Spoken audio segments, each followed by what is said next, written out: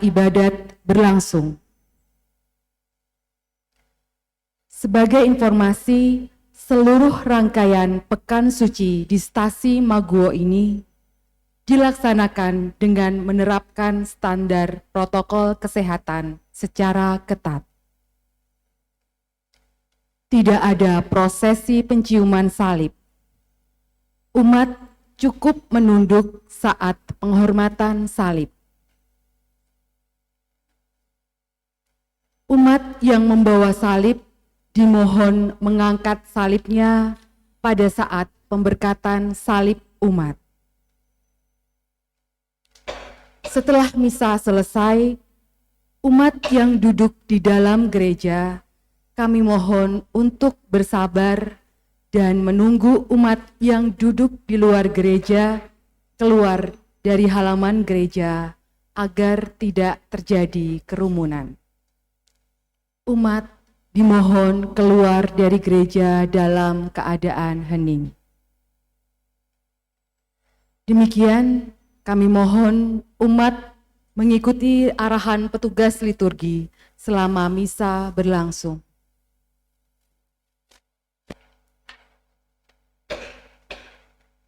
Saudara-saudari terkasih, sekalipun Yesus adalah Allah,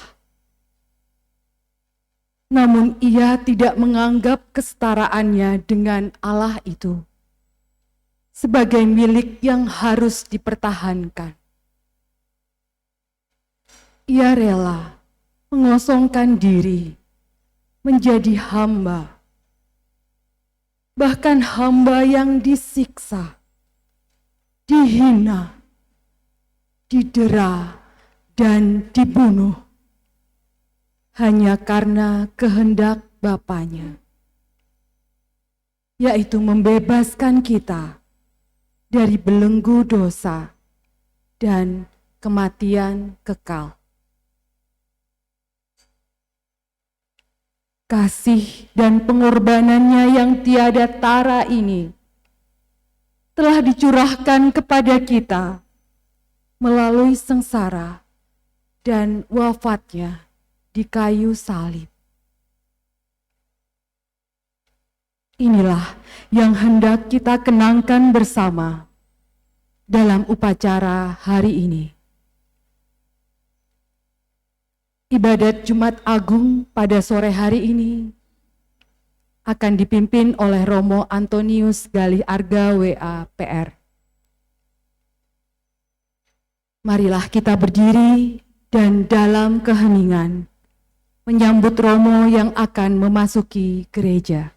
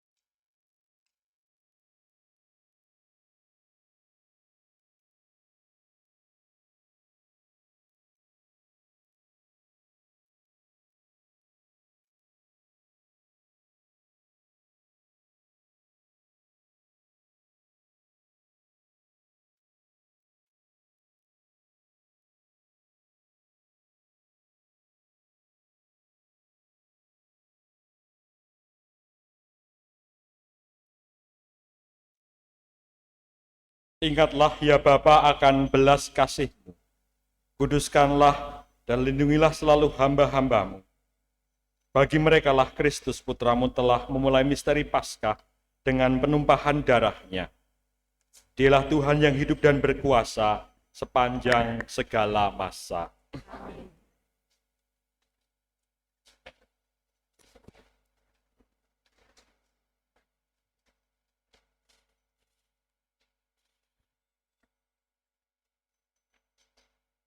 Pembacaan dari kitab Yesaya. Beginilah firman Tuhan. Sesungguhnya hambaku akan berhasil. Ia akan ditinggikan, disanjung dan dimuliakan. Seperti banyak orang tertegun melihat dia. Rupanya begitu buruk. Tidak seperti manusia lagi. Dan tampaknya tidak seperti anak manusia lagi.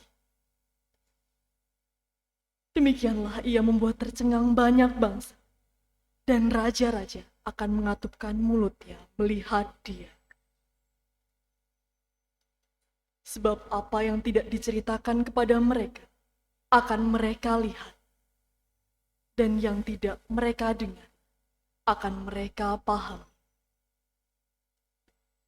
Maka mereka berkata, siapakah yang percaya kepada berita yang kami dengar? Kepada siapakah tangan kekuasaan Tuhan dinyatakan? Sebagai taruk hamba Yahweh tumbuh di hadapan Tuhan, dan sebagai tunas, ia muncul dari tanah kering. Ia dihina dan dihindari orang, seorang yang penuh kesengsaraan dan biasa menderita kesakitan. Ia sangat dihina, sehingga orang menutup mukanya terhadap dia, dan bagi kita pun, dia tidak masuk hitungan. Ia tidak tampan, dan semarak pun tidak ada padanya, sehingga kita tidak tertarik untuk memandang dia. Dan rupanya pun tidak menarik, sehingga kita tidak terangsang untuk menginginkannya. Tetapi sesungguhnya, penyakit kitalah yang ditanggungnya, dan kesengsaraan kitalah yang dipikulnya. Padahal kita mengira dia kena tulah, dipukul dan ditindas Allah. Sesungguhnya dia tertikam oleh karena pemberontakan kita. Dia diremukkan oleh karena kejahatan kita. Derita yang mendatangkan keselamatan bagi kita ditimpakan kepadanya. Dan oleh bilur-bilurnya, kita menjadi sembuh. Kita sekalian sesat seperti domba, masing-masing mengambil jalan sendiri. Tetapi Tuhan telah menimpakan kepadanya kejahatan kita sekali.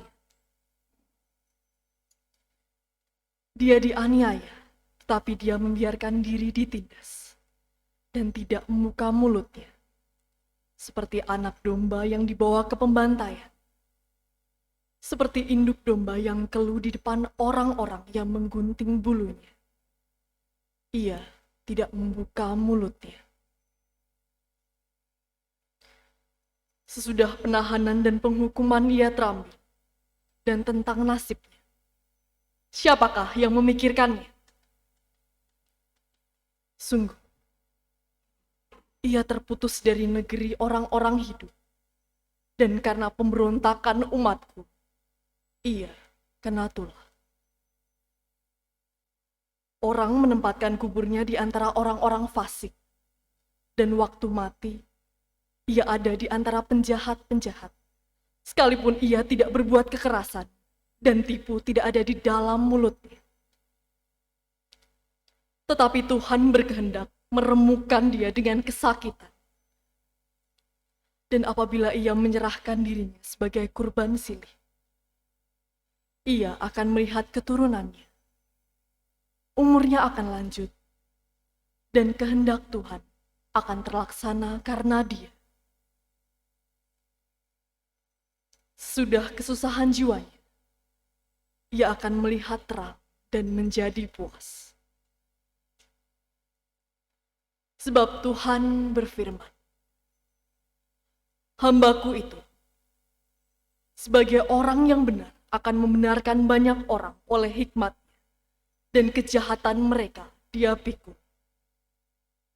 Sebab itu aku akan membagikan kepadanya orang-orang besar sebagai rampasan, dan ia akan memperoleh orang-orang kuat sebagai jarahan. Ini semua sebagai ganti karena ia telah menyerahkan nyawanya ke dalam maut. Dan karena ia terhitung di antara para pemberontak, sekalipun ia menanggung dosa banyak orang dan berdoa untuk pemberontak-pemberontak. Demikianlah sabda Tuhan.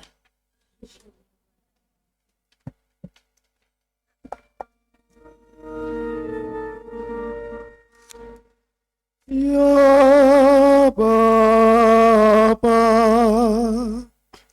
ke dalam tangan-Mu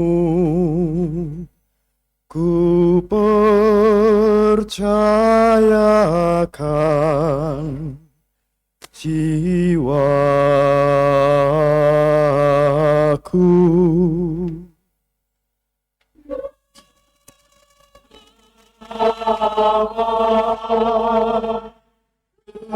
Dalam tangan-Mu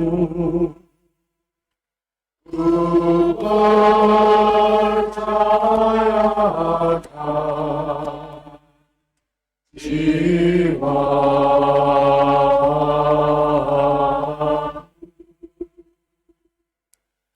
Padamu ya Tuhan aku berlindung. Jangan sekali-kali aku mendapat malu. Luputkanlah aku oleh karena keadilan-Mu. Ke dalam tangan-Mu ku serahkan nyawaku. Sudilah membebaskan daku ya Tuhan, Allah yang setia.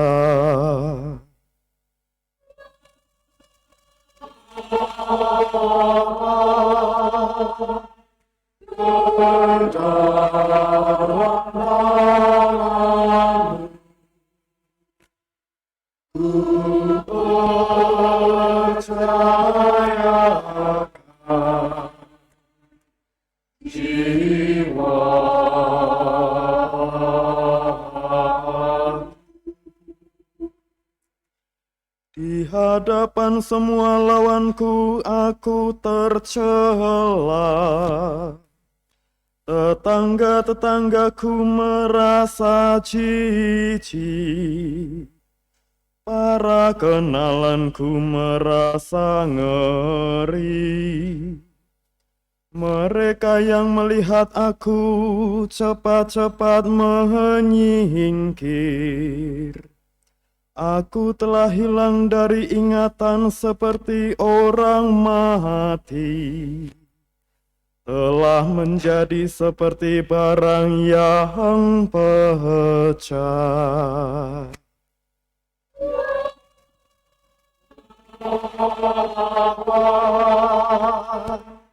Dalam tangan-Mu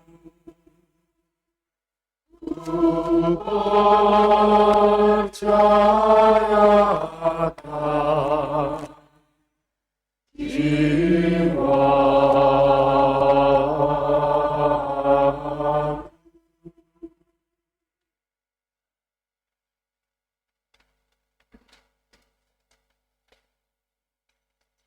Pembacaan dari surat kepada orang Ibrani. Saudara-saudara, kita sekarang mempunyai imam agung yang telah melintasi semua langit, yaitu Yesus, Anak Allah. Maka baiklah kita teguh berpegang pada pengakuan iman kita. Sebab imam agung yang kita punya bukanlah imam agung yang tidak dapat turut merasakan kelemahan kita. Sebaliknya, ia sama dengan kita. Ia telah dicobai, hanya saja tidak berbuat dosa. Sebab itu, marilah kita menghampiri tahta kerahiman Allah dengan penuh keberanian, supaya kita menerima rahmat dan menemukan kasih karunia untuk mendapatkan pertolongan pada waktunya. Dalam hidupnya sebagai manusia, Yesus telah mempersembahkan doa dan permohonan dengan ratap tangis dan keluhan kepada Dia yang sanggup menyelamatkannya dari maut. Dan karena kesalehannya, Ia telah didengarkan. Akan tetapi sekalipun anak, Ia telah belajar menjadi taat. Ini ternyata dari apa yang telah dideritanya. Dan sesudah mencapai kesempurnaan, Ia menjadi pokok keselamatan abadi bagi semua orang yang taat kepadanya. Demikianlah sabda Tuhan.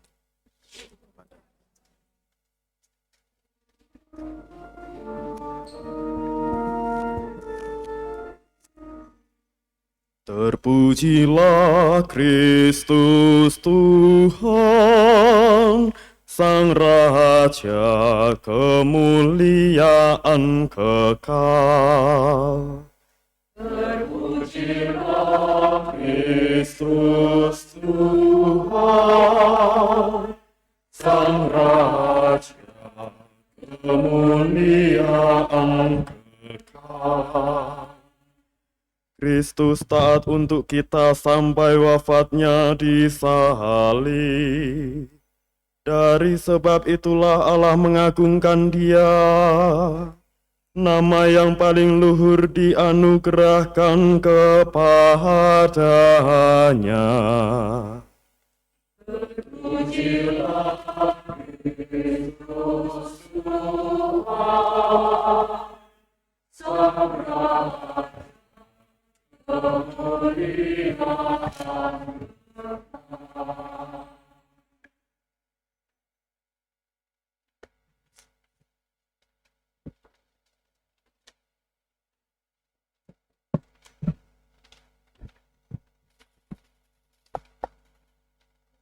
Inilah kisah sengsara Tuhan kita Yesus Kristus menurut Yohanes. Seusai perjamuan Paskah, keluarlah Yesus dari ruang perjamuan bersama dengan murid-muridnya, dan mereka pergi ke seberang sungai Kidron. Di situ ada suatu taman. Yesus masuk ke taman itu bersama dengan murid-muridnya. Yudas yang mengkhianati Yesus tahu juga tempat itu karena Yesus sering berkumpul di situ dengan murid-muridnya. Maka datanglah juga Yudas ke situ bersama sepasukan prajurit dan penjaga-penjaga bait Allah yang disuruh oleh imam-imam kepala dan orang-orang Farisi. Mereka datang lengkap dengan lentera, suluh, dan senjata. Yesus tahu semua yang akan menimpa dirinya. Maka ia maju ke depan dan berkata kepada mereka, Siapakah yang kamu cari? Jawab mereka, Yesus dari Nazaret. kata Yesus kepada mereka, Akulah Dia. Yudas yang mengkhianati Yesus berdiri juga di situ bersama-sama mereka.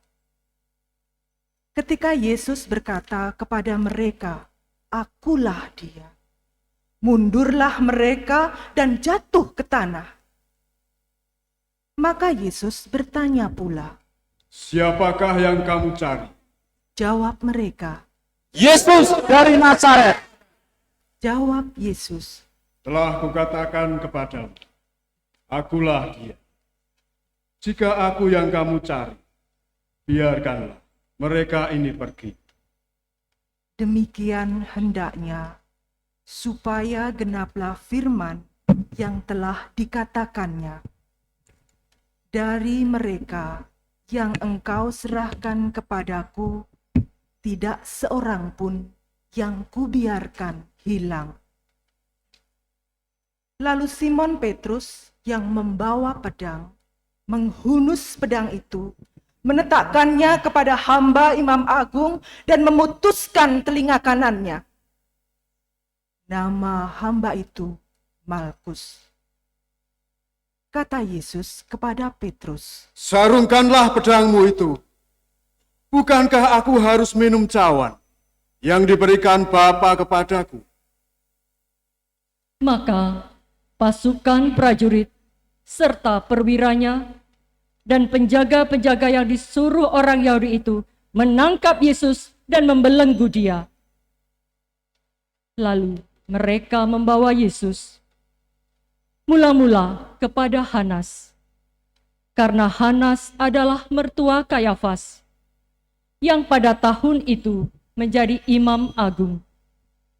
Dan Kayafaslah yang telah menasihatkan kepada orang-orang Yahudi adalah lebih berguna jika satu orang mati untuk seluruh bangsa.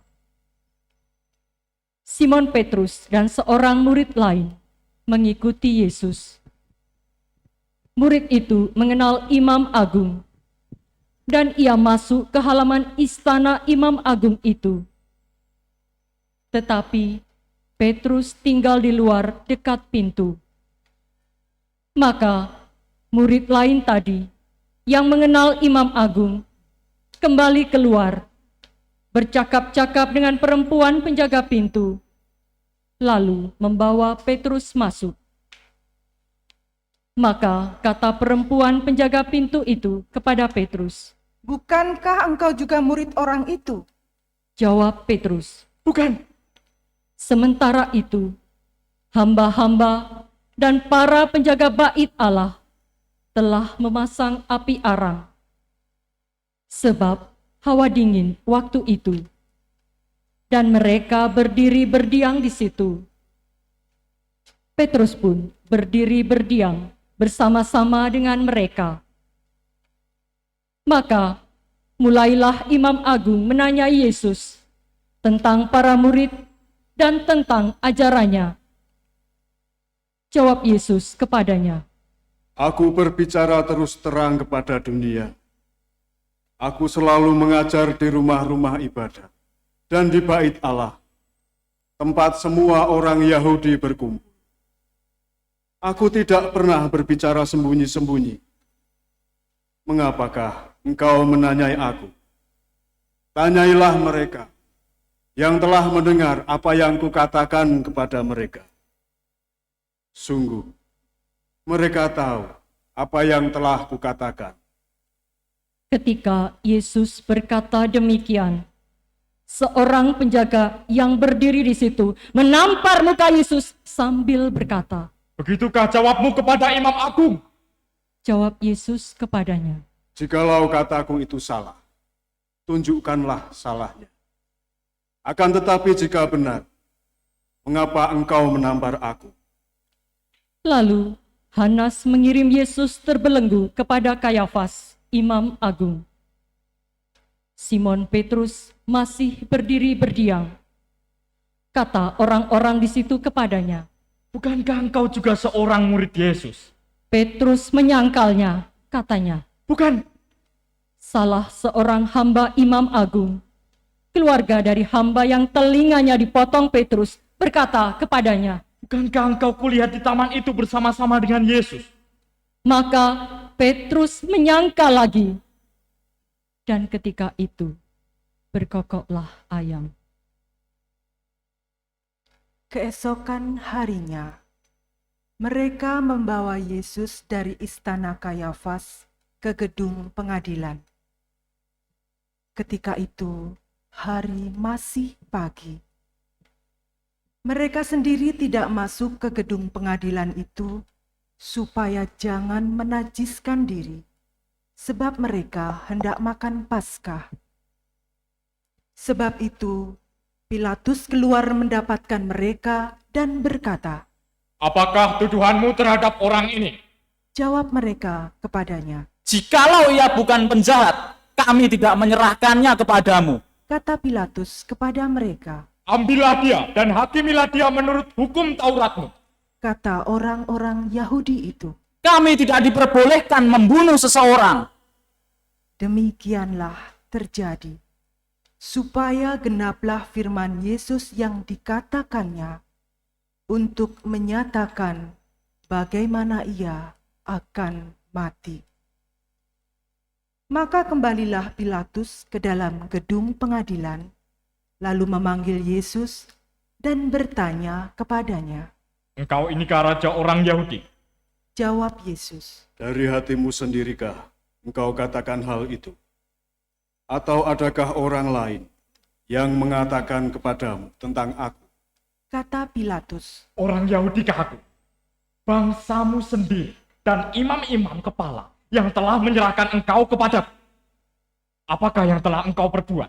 Jawab Yesus, Kerajaanku bukan dari dunia ini. Jika kerajaanku dari dunia ini, pasti hamba-hambaku sudah melawan, supaya aku jangan diserahkan kepada orang Yahudi. Akan tetapi, kerajaanku bukan dari sini. Maka kata Pilatus kepadanya. Jadi engkau adalah raja. Jawab Yesus, Seperti yang kau katakan, aku adalah raja. Untuk itulah aku lahir, dan untuk itulah aku datang ke dunia ini, yakni untuk memberi kesaksian tentang kebenaran. Setiap orang yang berasal dari kebenaran mendengarkan suaraku. kata Pilatus kepadanya. Apakah kebenaran itu?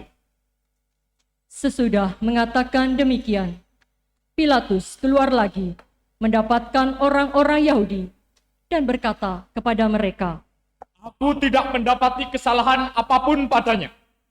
Tetapi padamu ada kebiasaan, bahwa pada hari raya Paskah, aku membebaskan seorang bagimu.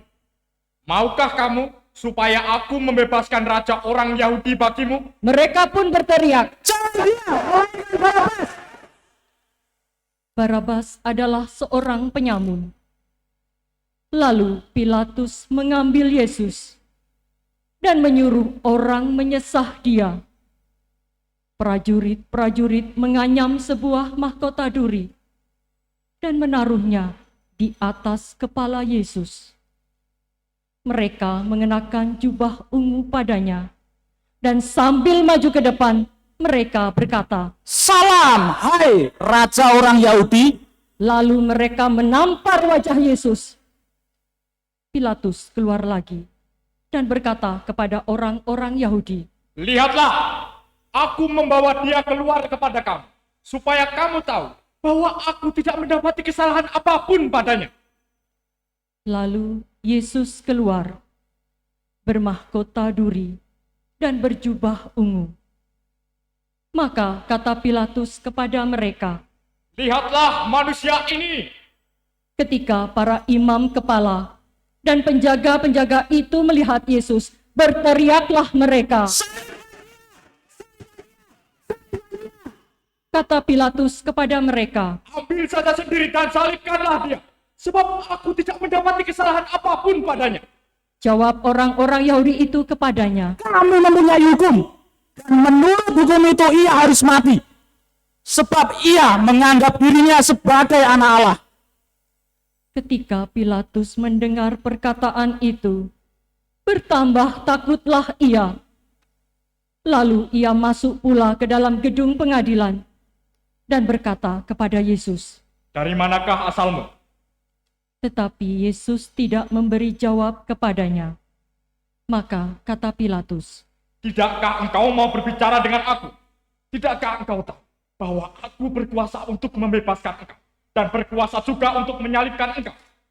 Yesus menjawab, Engkau tidak mempunyai kuasa apapun terhadap aku. Jikalau kuasa itu tidak diberikan dari atas. Sebab itu, Dia yang menyerahkan aku kepadamu lebih besar dosanya. Sejak itu, Pilatus berusaha untuk membebaskan Yesus. Tetapi orang-orang Yahudi berteriak, Jikalau engkau membebaskan dia, engkau bukanlah sahabat kaisar. Setiap orang yang menganggap diri raja melawan kaisar. Ketika mendengar perkataan itu, Pilatus menyuruh Yesus keluar. Lalu ia duduk di kursi pengadilan, di tempat yang bernama Litostrotos, dalam bahasa Ibrani Gabata. Hari itu ialah hari persiapan Paskah, kira-kira jam 12. Kata Pilatus kepada orang-orang Yahudi itu, Inilah rajamu. maka berteriaklah mereka. Kata Pilatus kepada mereka, Haruskah aku menyalibkan rajamu? jawab imam-imam kepala. Kami tidak mempunyai raja selain kaisar. Akhirnya Pilatus menyerahkan Yesus kepada mereka untuk disalibkan. Dan mereka menerima Yesus. Sambil memikul salibnya, Yesus dibawa keluar kota ke tempat yang bernama Tengkorak, dalam bahasa Ibrani Golgota. Di situ Yesus disalibkan, dan bersama dengan Dia disalibkan juga dua orang lain, sebelah menyebelah, Yesus di tengah-tengah. Pilatus menyuruh memasang juga tulisan di atas kayu itu. Bunyinya, Yesus orang Nazaret, Raja orang Yahudi. Banyak orang Yahudi membaca tulisan itu, sebab tempat Yesus disalibkan itu letaknya dekat kota, dan kata-kata itu tertulis dalam bahasa Ibrani, Latin, dan Yunani. Maka kata imam-imam kepala kepada Pilatus, Jangan engkau menulis raja orang Yahudi, tetapi ia mengatakan, aku adalah raja orang Yahudi. jawab Pilatus. Apa yang kutulis tetap tertulis. Setelah prajurit-prajurit menyalibkan Yesus, mereka mengambil pakaian Yesus, lalu membaginya menjadi 4 bagian, masing-masing prajurit 1 bagian. Jubah Yesus pun mereka ambil, tetapi jubah itu tidak berjahit.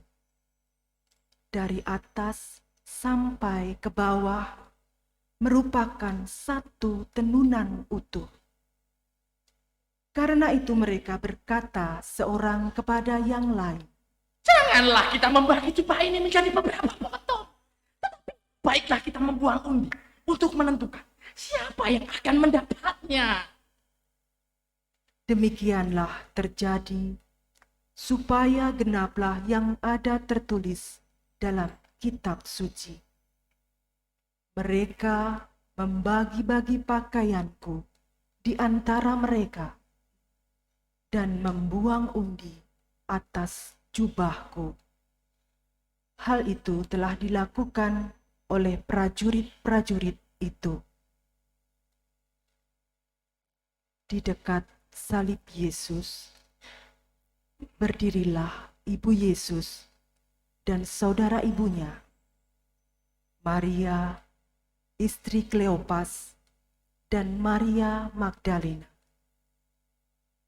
Ketika Yesus melihat ibunya dan murid yang ia kasihi di sampingnya, berkatalah ia kepada ibunya, Ibu, inilah anakmu. dan kemudian katanya kepada murid itu, Inilah ibumu.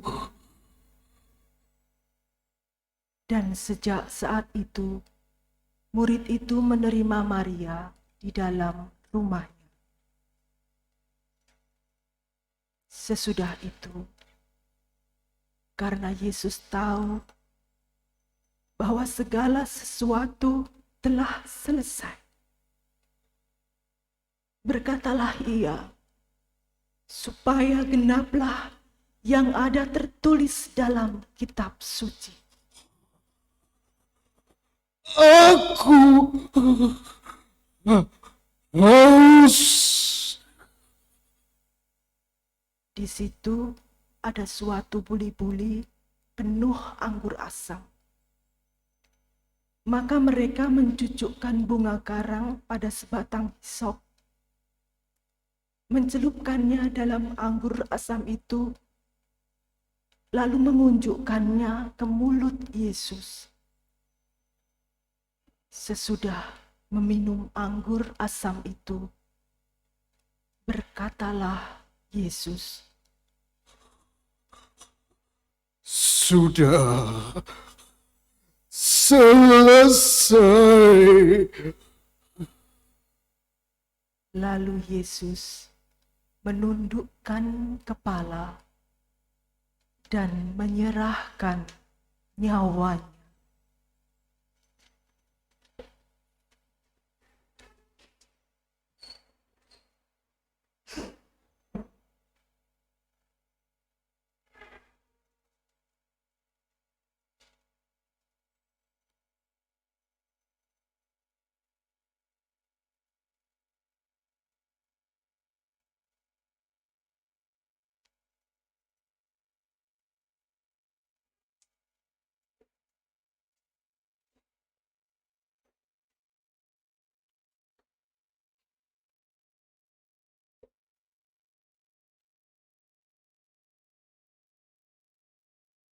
Karena hari itu adalah hari persiapan Paskah, dan supaya pada hari Sabat mayat-mayat itu tidak tinggal tergantung pada kayu salib, sebab Sabat itu adalah hari yang besar. Maka datanglah orang-orang Yahudi kepada Pilatus dan meminta kepadanya supaya kaki orang-orang itu dipatahkan dan mayat-mayatnya diturunkan. Maka datanglah prajurit-prajurit, lalu mematahkan kaki orang yang pertama dan kaki orang yang lain yang disalibkan bersama-sama dengan Yesus.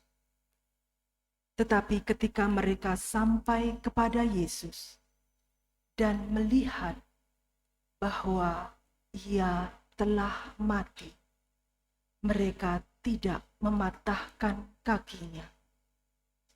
Tetapi seorang dari antara prajurit itu menikam lambung Yesus dengan tombak, dan segera mengalirlah darah serta air keluar. Dan orang yang melihat sendiri hal itu, yang memberi kesaksian ini, dan benarlah kesaksiannya. Dan ia tahu bahwa ia mengatakan kebenaran, supaya kamu juga percaya. Sebab hal itu terjadi, supaya genaplah yang tertulis dalam kitab suci. Tidak ada tulangnya yang akan dipatahkan. Dan nas lain yang mengatakan, mereka akan memandang dia yang telah mereka tikam. Sesudah itu, Yusuf dari Arimatea.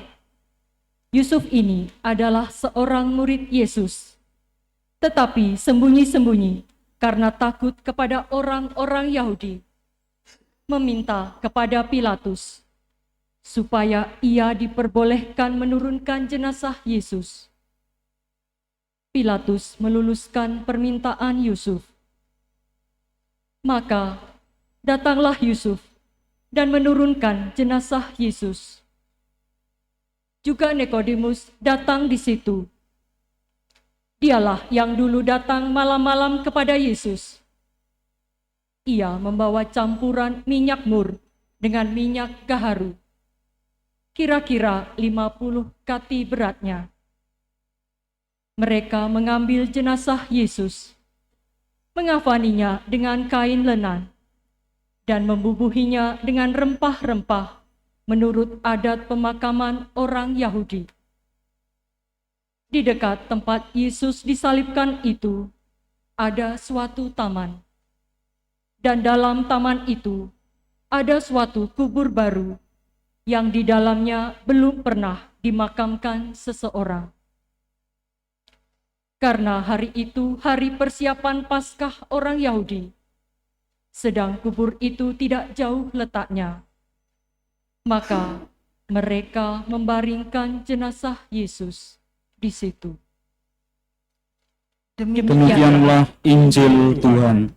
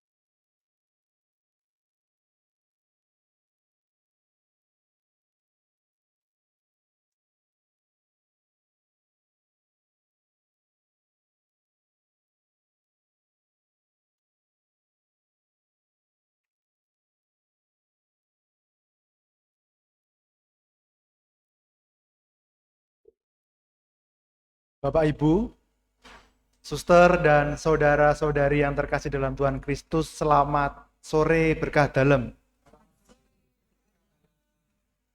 Perkenalkan, nama saya Frater Antonius Koko Kristanto, dipanggil Frater Koko, asal paroki Macanan.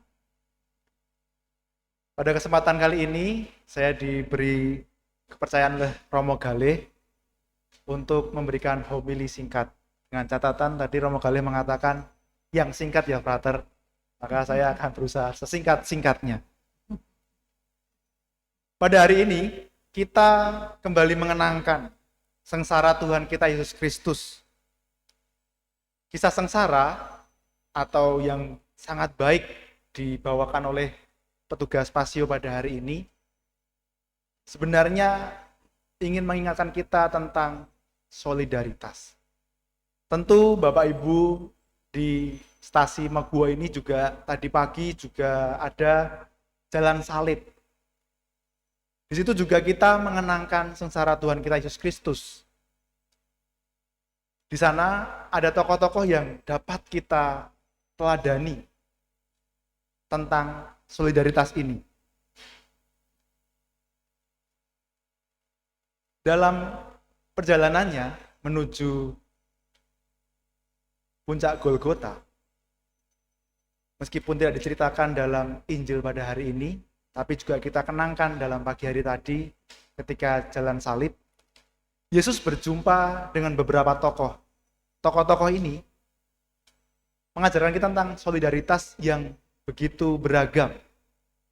Dan jenis solidaritas itu tidak hanya satu jenis. Kita melihat ada Bunda Maria sebagai Ibu Yesus, Simon Kirene, Veronica, wanita-wanita Israel yang menangis, dan juga pada akhirnya kita belajar solidaritas dari Yesus sendiri. Pada perjumpaan pertama, Yesus berjumpa dengan Maria ibunya. Perjumpaan dengan Maria ibunya mengingatkan kita bahwa solidaritas itu terkadang bentuknya itu hanya hadir, menguatkan. Pengalaman saya ketika saya di seminari, tidak seperti yang dibayangkan oleh beberapa teman-teman atau Bapak Ibu di sini. Di sana itu banyak yang diolah. Kami juga belajar kuliah, juga ada pengolahan 5 bidang, juga ada ketika kami itu merasa berat, lelah. Ketika ada rasa seperti itu, saya itu pulang ke rumah, karena rumah saya itu Macanan, Prambanan tepatnya. saya itu pulang ke rumah saya. Ketika saya berjumpa dengan orang tua saya ke kampung halaman itu, ya tidak ngapa-ngapain, tidak banyak bicara, tidak mengeluh, cuma berjumpa dengan ibu saya dan bapak saya. Tapi apa yang terjadi? Rasanya itu ada semangat baru. Kalau teman-teman seminar itu mengatakan, yuk nge-charge gitu. Mungkin bapak ibu juga pernah ya, pulang ke kampung halaman. Meskipun di kampung halaman juga ketemu dengan bapak ibu juga tidak begitu mengerjakan banyak hal, tapi ketika pulang lagi ke rumahnya mendapat semangat baru. Itulah solidaritas ibu kita, atau dari sini juga ibu Yesus sendiri. Dia hadir, kehadirannya itu menguatkan, kehadirannya itu sungguh-sungguh membombong istilahnya. Kemudian Yesus itu berjumpa dengan siapa? Dengan Simon Kirene. Kita tahu Simon Kirene adalah seorang petani yang dari ladangnya tidak kenal siapa itu Yesus, tahu-tahu diminta untuk menolong. Kalau versi yang lain ada yang mengatakan Simon Kirene itu Gresulo. Gresulo tahu nggih? Gresulo niku menggerutu. Nah, gitu. Menggerutu. Dari menggerutunya itu, tapi akhirnya apa? Akhirnya dia mau untuk menolong Yesus. Itulah solidaritas. Dalam bacaan kedua, kitab Ibrani juga mengatakan atau dituliskan. Dan sekalipun ia adalah anak, ia telah belajar menjadi taat dari apa yang telah dideritanya. Gambaran yang lebih lagi tidak hanya Simon Kirene tapi dari figur Yesus sendiri. Pernah saat saya menjalani masa perutusan di Semarang sebagai frater tahun orientasi pastoral, itu saya itu pulang ke Jogja untuk rekoleksi karena setiap bulan itu pulang ke seminari biar tidak kehilangan panggilannya. Kayak ngecharge-nya di seminari, kalau pas di seminari ngecharge-nya di rumah, kalau di top itu ngecharge-nya di seminari. Ketika pulang itu saya itu kondisinya ngantuk sekali. Ngantuk, lalu kecepatan saya itu karena ngantuk 40 km per jam, itu terlalu kencang ya sebenarnya. Nah, apa yang terjadi ketika sampai di Pasar Ambarawa, itu kan padat sekali, tapi kecepatan saya tetap 40 km per jam. Akibatnya apa? Akibatnya saya itu nabrak angkotnya. Nabrak angkot, ada yang nolong, ada yang lihat plat nomor saya, ternyata untuk togel. Nah, tapi yang saya ingin ceritakan apa? Ketika itu ada orang-orang yang datang menolong saya dan tidak saya kenal. Mereka membelikan saya teh, mereka juga mengangkat motor saya, dan saya tahu mereka tentu berkorban dengan itu. Begitulah gambaran Simon Kirene. Seringkali kita berjumpa dengan realitas yang tidak kita harapkan, tapi kita diundang untuk juga berbuat baik. Meskipun awalnya Gresulo itu nggak apa-apa, wajar sebagai manusia, tapi kita diundang untuk semakin bertindak nyata. Kemudian Yesus berjumpa dengan siapa? Dengan Veronika. Veronika, kalau dalam gambaran saya, dia itu adalah wanita yang pemberani. Kita tahu ketika ada orang penjahat dan kita tolong, apa artinya? Kita dianggap setuju dengan apa yang dilakukan orang itu. Padahal di situ posisinya adalah orang banyak mengerumuni Yesus. Orang banyak ini adalah orang-orang yang tidak suka dengan pendapat Yesus. Di sini gambaran solidaritas itu sungguh nyata. Solidaritas itu tidak hanya ketika kita diminta, tapi sungguh-sungguh muncul inisiatif dari dalam diri kita. Tentu di paroki ini sungguh konkret ya, di Magua ini sangat konkret sekali dalam masa COVID ini. Saya kemarin berjumpa dengan Dewan di sini juga, bahwa tindakan nyatanya itu sungguh banyak. Ada yang menyumbangkan dalam bentuk pikiran, tenaga, waktu, ataupun materi-materi yang dimiliki. Itulah gambaran Veronica. Kita diundang juga solidaritasnya seperti itu. Sampai tindakan nyata yang tidak hanya disuruh, diminta, tapi berasal dari dalam diri kita.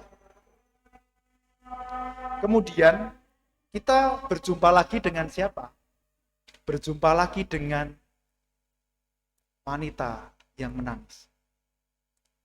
Para wanita Yerusalem memberikan gambaran solidaritas yang lain. Gambarannya adalah ketika ada yang berduka, ikutlah berduka. Ketika ada yang bersuka cita, tidak malah gersulo, tidak malah cemberut. Saya teringat ketika bapak saya meninggal. Ketika bapak saya meninggal itu, saya itu menangis terseduh-seduh karena mempunyai pengalaman yang dekat dengan bapak. Tapi ketika melihat para pelayat itu datang dan menangis, atau adik-adik bapak itu menangis, rasanya itu kayak saya harus kuat. Jangan sampai mereka itu menangisi saya, padahal yang meninggal bapak saya. Maka waktu itu saya seperti dikuatkan ketika ada orang yang juga bersedih. Di sini kita diundang juga seperti para wanita itu. Ketika ada orang di sekitar kita yang menderita, khususnya sekarang ada pandemi COVID ini, kita juga ikut prihatin. Bukannya kita malah makan enak-enak, meskipun kita sudah vaksin, kita malah kumpul seenaknya sendiri. Bukan seperti itu. Kita diajak untuk sehati seperasaan. Tetapi, kenapa Yesus menegur? Tangisilah dirimu sendiri. Itu karena apa? Karena Yesus ingin mengingatkan kita bahwa kita itu perlu, ketika kita bersolider atau kita bersehati seperasaan, itu harus juga mempertobatkan diri kita sendiri. Jangan sampai kita berbuat baik, tapi itu hanya permukaan saja. Jangan sampai kita berkata-kata baik, tapi sesungguhnya itu tidak mempertobatkan diri kita. Maka kita diajak bersolider yang sungguh-sungguh berdampak juga dalam diri kita. Khususnya di masa ini, di Jumat Agung ini, kita diundang untuk juga bertobat. Ketika Yesus hampir wafat, Yesus berkata, sudah selesai. Kata ini sungguh ingin menegaskan apa? Menegaskan bahwa Yesus itu mengatasi kuasa setan dan kuasa maut. Maka kita di masa pertobatan ini tidak lagi diundang untuk menangis, sedih terus. Tapi kita diajak untuk menyadari bahwa kita itu ditebus. Oleh bacaan pertama dikatakan, oleh bilur-bilurnya kita disembuhkan.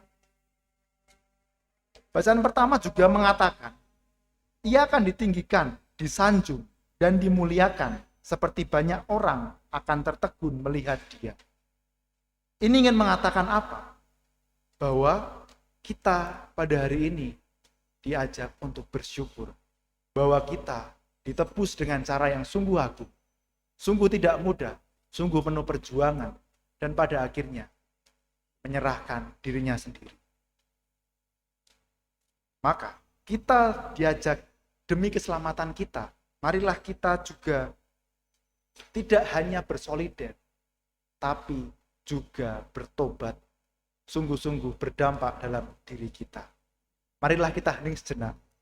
Kita mohonkan rahmat Tuhan agar kita senantiasa dibantu oleh Tuhan untuk senantiasa bersolider dan juga bertobat.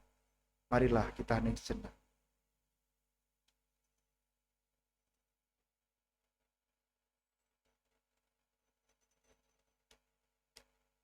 Kemuliaan kepada Bapa dan Putera dan Roh Kudus, seperti pada permulaan sekarang.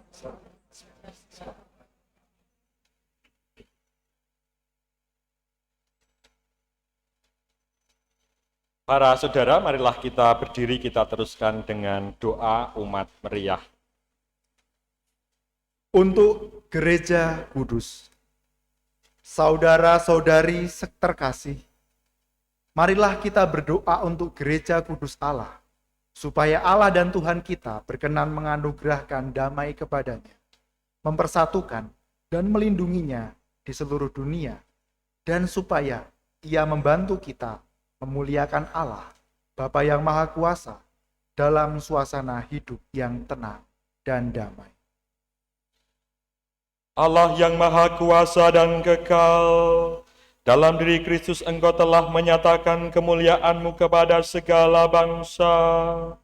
Lestarikanlah karya kerahiman-Mu, agar gereja-Mu yang tersebar di seluruh dunia tetap mengakui nama-Mu dengan iman yang teguh, dengan perantaraan Kristus Tuhan kami.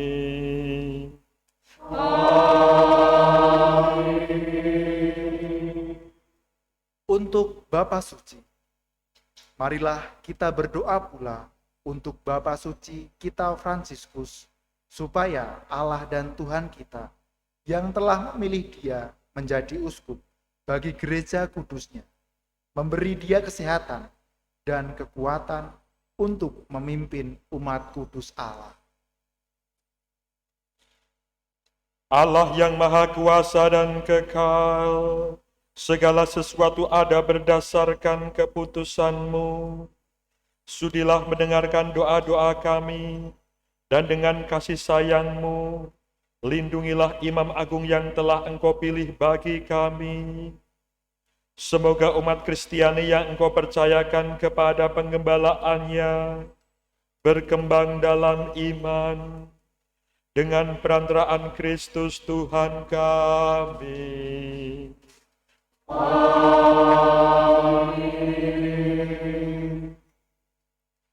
Untuk para pejabat gereja dan segala lapisan umat, marilah kita berdoa pula untuk uskup kita Robertus Rubiat Moko, untuk semua uskup, imam, diakon di seluruh gereja, dan untuk segenap umat beriman. Allah yang Maha Kuasa dan kekal, dengan roh-Mu Engkau menguduskan dan memimpin seluruh gereja. Dengarkanlah doa kami bagi para pelayan-Mu. Semoga berkat bantuan rahmat-Mu, mereka mengabdi Engkau dengan setia, dengan perantaraan Kristus Tuhan kami.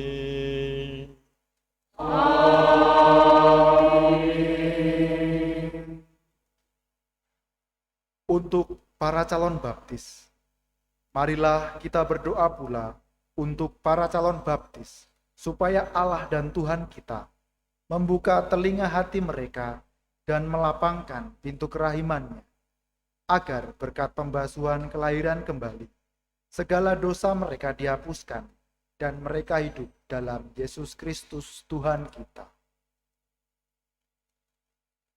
Allah yang Maha Kuasa dan kekal, Engkau selalu menyuburkan gereja-Mu dengan anggota-anggota baru. Sudilah menambah iman dan pengetahuan para calon baptis kami, supaya dengan dilahirkan kembali lewat bejana pembaptisan, mereka digabungkan dengan himpunan anak angkat-Mu, dengan perantaraan Kristus Tuhan kami.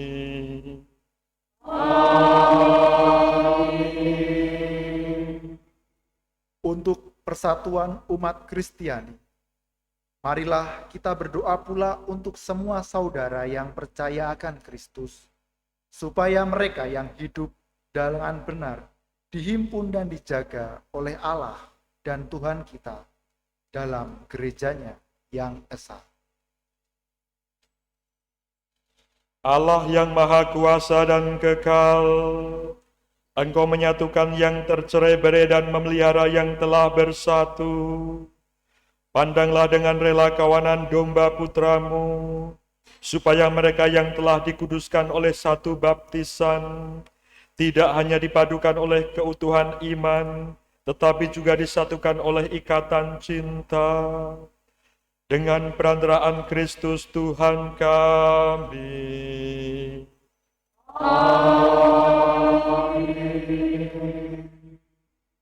Untuk pencegahan wabah virus corona dan yang meninggal dunia karena virus ini, Marilah kita berdoa bagi pencegahan wabah virus corona, bagi upaya para tenaga medis, para dokter, perawat, petugas kesehatan, bagi para peneliti bidang kesehatan, serta para saudara yang merawat pasien, supaya mereka yang dengan hati tulus membaktikan hidupnya bagi pencegahan penyebaran virus corona, menerima berkat kesehatan dan kekuatan. Bagi mereka yang meninggal dunia karena virus corona, dipersatukan dalam kerahiman dan belas kasih Allah. Allah yang Maha Kuasa dan Pemelihara kehidupan, Engkau telah menganugerahkan kecakapan dan ilmu pengetahuan untuk pencegahan penyebaran penyakit. Engkau juga menyediakan alam semesta dengan aneka bahan obat-obatan. Kami mohon kuatkanlah dan teguhkanlah mereka yang berjuang untuk perawatan kesehatan bagi pasien dan bagi masyarakat. Terimalah dalam kedamaian abadi bagi sanak saudara kami yang meninggal dunia karena penularan wabah penyakit ini. Karena kerahiman dan belas kasih-Mu yang melampaui duka derita, rasa kehilangan dan aneka kekhawatiran kami, dengan perantaraan Kristus Tuhan kami. Amin. Untuk orang yang tidak percaya akan Kristus, marilah kita berdoa pula untuk mereka yang tidak percaya akan Kristus, supaya berkat terang Roh Kudus, mereka juga dapat menemukan jalan keselamatan. Allah yang Maha Kuasa dan Kekal, bantulah mereka yang tidak mengakui Kristus agar dengan hidup jujur di hadapan-Mu, mereka menemukan kebenaran. Bantulah kami agar dengan semakin saling mengasihi dan semakin berhasrat memahami misteri kehidupan-Mu, kami menjadi saksi cinta kasih-Mu yang lebih sempurna di dunia. Dengan perantaraan Kristus Tuhan kami. Amin. Untuk orang yang tidak percaya akan Allah, marilah kita berdoa pula untuk mereka yang tidak mengenal Allah, supaya mereka yang dengan tulus hati mencari kebenaran, layak menemukan Allah sendiri. Allah yang Maha Kuasa dan Kekal, Engkau telah menciptakan umat manusia sedemikian sehingga selalu berhasrat mencari Engkau dan baru merasa tenang ketika menemukan Dikau. Maka kami mohon bantulah agar mereka semua dengan mengatasi hambatan seberat apapun, mampu melihat tanda kasih sayang-Mu dan tergerak oleh kesaksian hidup orang-orang yang percaya kepadamu. Mereka dengan sukacita mengakui Engkau sebagai satu-satunya Allah yang benar dan Bapa umat manusia. Dengan perantaraan Kristus Tuhan kami. Amin. Untuk para pemimpin negara, marilah kita berdoa pula untuk semua pemimpin negara, supaya Allah dan Tuhan kita seturut kehendaknya mengarahkan budi dan hati mereka kepada damai dan kebebasan sejati bagi semua orang. Allah yang Maha Kuasa dan Kekal, di tangan-Mu lah pikiran manusia dan nurani para bangsa. Sudilah mendampingi para pemimpin negara, supaya berkat bantuan-Mu di seluruh dunia terjaminlah kesejahteraan bangsa-bangsa, kepastian kedamaian dan kebebasan beragama. Dengan perantaraan Kristus Tuhan kami. Amin.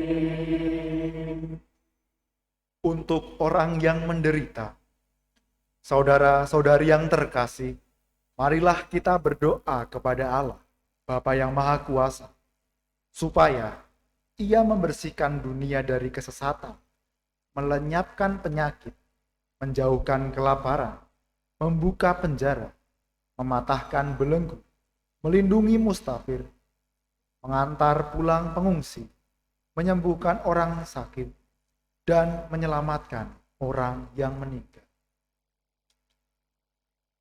Allah yang Maha Kuasa dan Kekal, Engkau menghibur orang yang berduka dan menguatkan yang menderita. Kiranya jeritan doa semua orang yang tertimpa kesusahan apapun sampai ke hadirat-Mu.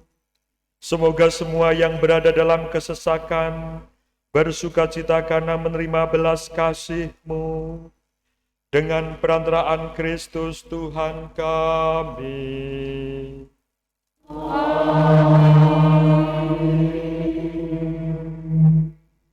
Mari kita ikuti upacara penyembahan salib.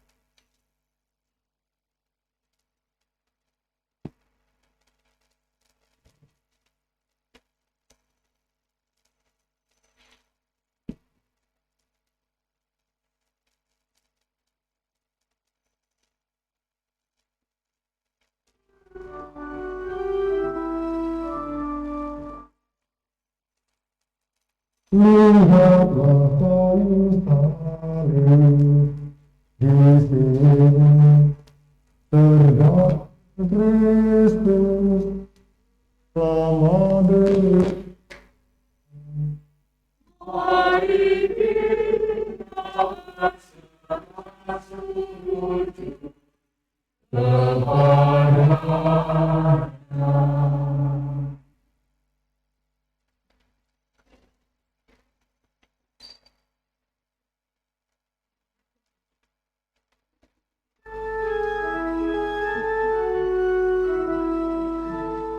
Irilah kayu salib di sini, tergantung Kristus penyelamat dunia.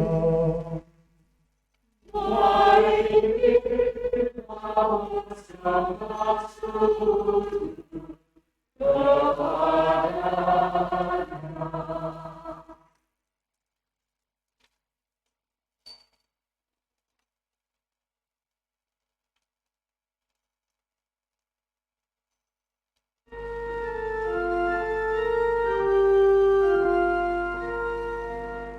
Inilah kayu salib di sini, tergantung Kristus penyelamat dunia.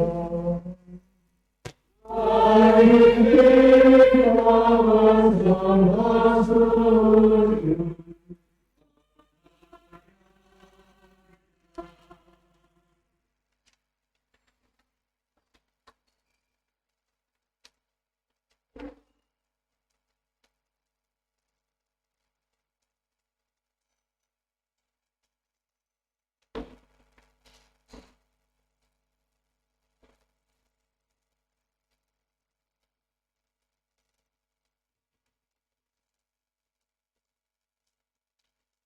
Sekarang saya meminta Anda semuanya yang membawa salib untuk menghujukkan ke depan dan saya akan memberkati salib Anda semua.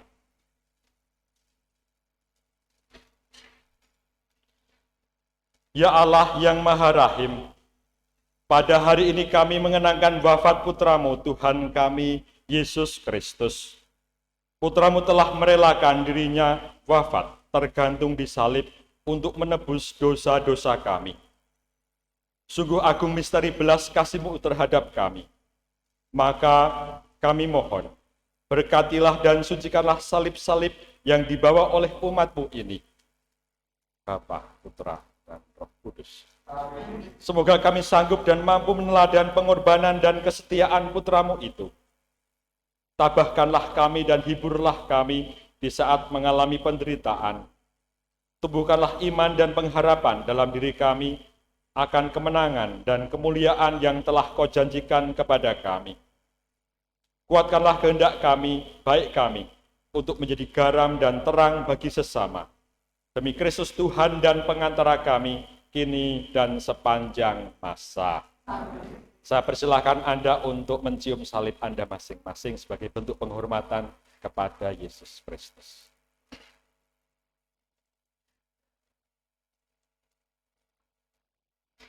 Mari kita satukan seluruh doa kita dengan doa yang diajarkan oleh Kristus kepada kita. Bapa kami yang ada di surga, dimuliakanlah namamu, datanglah kerajaan-mu, jadilah kehendak-mu di atas bumi seperti di dalam surga.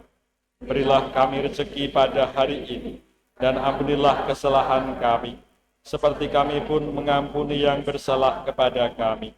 Dan janganlah masukkan kami ke dalam percobaan, tetapi bebaskanlah kami dari yang jahat.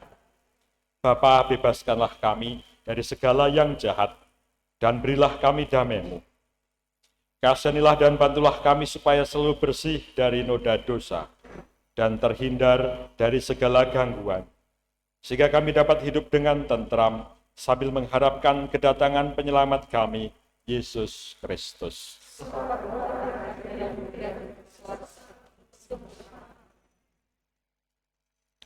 Marilah berdoa.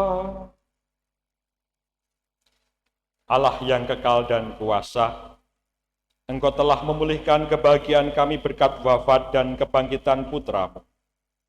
Peliharalah karya belas kasih-Mu dalam diri kami, agar kami yang telah mengambil bagian dalam misteri ini dapat hidup bakti kepadamu dengan pengantaraan Kristus, Tuhan kami. Amin. Kini para saudara, tundukkanlah kepala Anda untuk menerima berkat dari Tuhan. Kami mohon ya Tuhan, semoga turunlah berkat berlimpah-limpah ke atas umat-Mu ini, yang telah mengenangkan wafat Putra-Mu sambil mengharapkan kebangkitannya.